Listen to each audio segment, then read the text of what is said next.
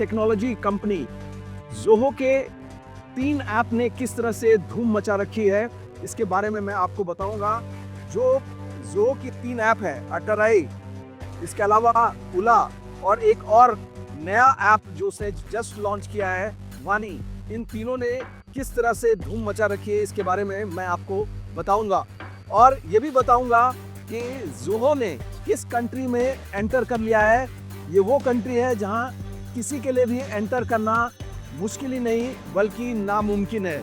ऐसे में इस भारतीय ज़ोहो ऐप ने कैसे उस मार्केट में एंटर किया, इसके बारे में मैं आपको विस्तार से बताऊंगा।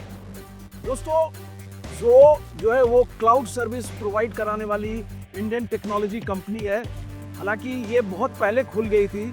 इसके जो सीईओ है, जिन्होंने इस कंपनी को बनाया था, श्रीधर वेम्बू, उन्होंने इस कंपनी को बनाया था। और अब जो है वो कंपनी जो अचानक धूम मचाने लगी है। जिस तरह से अमेरिका के साथ भारत के रिश्ते पिछले कुछ दिनों में रहे हैं और हमारे देश के प्रधानमंत्री ने जिस तरह से अपना सोशल मीडिया ऐप होने की बात कही थी, उसके बाद से ज़ोहो मार्केट में अचानक से आया और उसने जिस तरह से ऐप लॉन्च किए हैं, 3 ऐप। व्हाट्सएप के सब्स्टिट्यूट के तौर पर ज़ोहो ने लॉन्च किया है आपका अटराई। इसके अलावा जो गूगल वर्कस्पेस के सब्स्टिट्यूट के तौर पर वानी को लॉन्च किया गया है और गूगल क्रोम के सब्स्टिट्यूट के तौर पर उला को लॉन्च किया गया है। लाखों लोग भारत में इसको सब्सक्राइब कर रहे हैं और काफ़ी यूज़र फ्रेंडली माना गया है इसको। वो किसी भी तरह से गूगल क्रोम, गूगल सर्च या फिर व्हाट्सएप से कम नहीं है और ज़्यादा से ज़्यादा लोग हर दिन इसको सब्सक्राइब करते हुए जा रहे हैं। और हैरानी की बात यह है कि चाइना जैसी जो कंट्री है उसने भी इसको बड़े पैमाने पर अपने मार्केट में एक्सेस दे दिया है और ऑलरेडी जो ज़ोहो चाइना नाम से उन्होंने वेबसाइट बनाया हुआ वहाँ पर, और वो बीजिंग और शंघाई जैसे शहरों में अपने सर्विस जो प्रोवाइड करा रही है और वहाँ भी लोग जो है उसको सब्सक्राइब कर रहे हैं, उसकी सर्विस जो है ले रहे हैं। तो एक बड़ा जियोपॉलिटिकल गेम है इसके पीछे।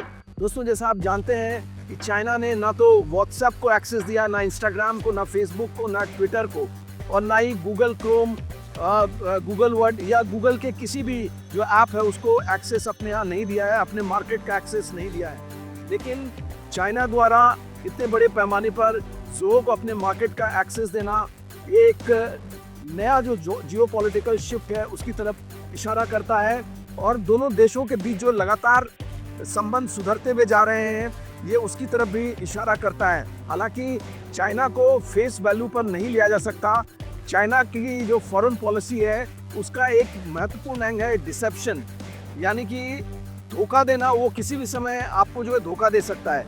लेकिन फिलहाल के लिए तो ऐसा लग रहा है जिस तरह से कॉन्फिडेंस बिल्डिंग मेजर्स जो है लिए जा रहे हैं और जिस तरह से पूरा तनाव बॉर्डर पर कम हुआ है डेप्सांग और डैमचौक में, उससे ऐसा लगता है कि और बॉर्डर के लेवल की जो बातचीत भी चल रही है दोनों के स्पेशल रिप्रेजेंटेटिव्स के बीच में, तो ऐसा लगता है कि संबंध जो है धीरे धीरे सुधर रहे हैं। दूसरा, चाइना की मजबूरी भी है, जिस तरह से जियोपॉलिटिकल शिफ्ट हो रहा है, दुनिया बदल रही है, तो चाइना के लिए भारत एक ज़रूरत है। दोनों ओल्ड सिविलाइजेशन है, भारत और चाइना बहुत पुरानी सिविलाइजेशन है और दोनों महाशक्तियाँ हैं। इकोनॉमिकली भी चाइना दूसरे नंबर की इकॉनमी है विश्व की और भारत चौथे नंबर की इकॉनमी है। तो जाहिर तौर से चाइना को भी पता है कि भारत तेज़ी से उभरता हुआ एक सुपर पावर है और ऐसे में भारत से पंगा लेना या भारत के साथ जो लड़ाई करना, तनाव रखना किसी भी तरह से चाइना के लिए बेनिफिशियल नहीं होगा, क्योंकि भारत एक बहुत बड़ी मार्केट है और चाइना की इकोनॉमी जिस तरह से टाटस में है, जिस तरह से बेहद खराब हालत में है, तो वो भारत जैसे मार्केट का इस्तेमाल करना चाहता है। और शायद इसी वजह से चाइना ने, अभी आपने देखा होगा कि चाइना ने के वीज़ा भी भारतीयों को दिया, जो जिस तरह से अमेरिका ने ट्रंप ने H-1B वीज़ा पर का जो फीस था $1000 से बढ़ाकर $1,00,000 सालाना कर दिया था। उसके बाद चाइना ने हाई स्किल्ड इंडियन इंडिविजुअल्स को, प्रोफेशनल्स के लिए के वीज़ा का ऐलान किया। उसके बाद फिर डोनाल्ड ट्रंप ने फार्मा, जो पेटेंट प्रोडक्ट मार्केट में लाती हैं जो कंपनियां, उस पर डोनाल्ड ट्रंप ने 100% का टैरिफ जो है लगा दिया था। उसके जवाब में चाइना ने जो इंडियन फार्मास्यूटिकल्स है, जो प्रोडक्ट्स हैं, उस पर 0 टैरिफ कर दिया। तो जाहिर तौर से इस तरह के जो मेजर्स हैं वो देखने को मिल रहे हैं। भारत की तरफ से भी कुछ कदम लिए जा रहे हैं। दोनों के बीच डायरेक्ट फ्लाइट स्टार्ट हो रही है अक्टूबर के लास्ट में। और इसके अलावा जो चाइनीज़ जो बिजनेसमैन हैं उनको भी भारत में इन्वेस्टमेंट की अपॉर्चुनिटी दी जा रही है। इसके अलावा भी चाइना ने रेयर अर्थ मेटल्स जो है उन पर भी बैन हटा लिया है।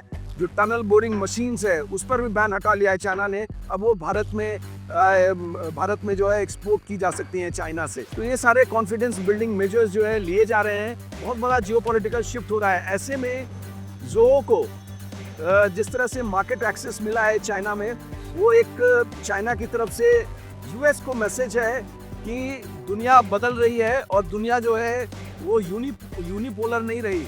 ये मल्टीलैटरल जो है दुनिया हो चुकी है, मल्टीपोलर वर्ल्ड जो है दुनिया हो चुकी है। ऐसे में चाइना का संदेश साफ है कि अगर इस मल्टीपोलर वर्ल्ड में अमेरिका अपनी दादागिरी करना चाहता है तो ये नहीं चलेगा।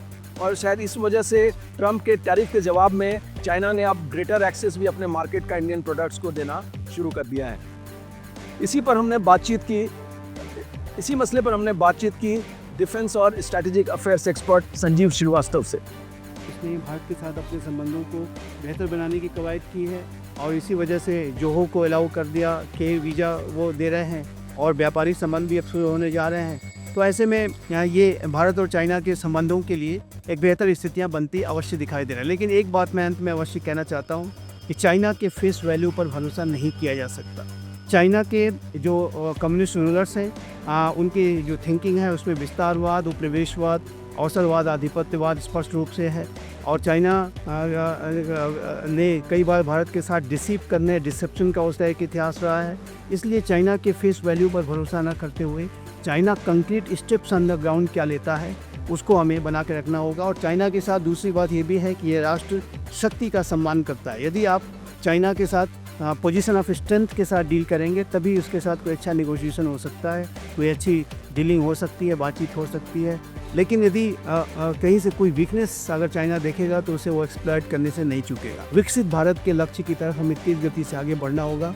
भारत जिस तरीके जैसे जैसे आगे बढ़ेगा, मजबूत होगा, सशक्त होगा, चाइना को डील करने में वैसे ही आसानी होगी और पूरे विश्व को भी भारत को डील करने में आसानी होगी। तो ये थे संजीव श्रीवास्तव जो अपने विचार रख रहे थे इस मुद्दे पर।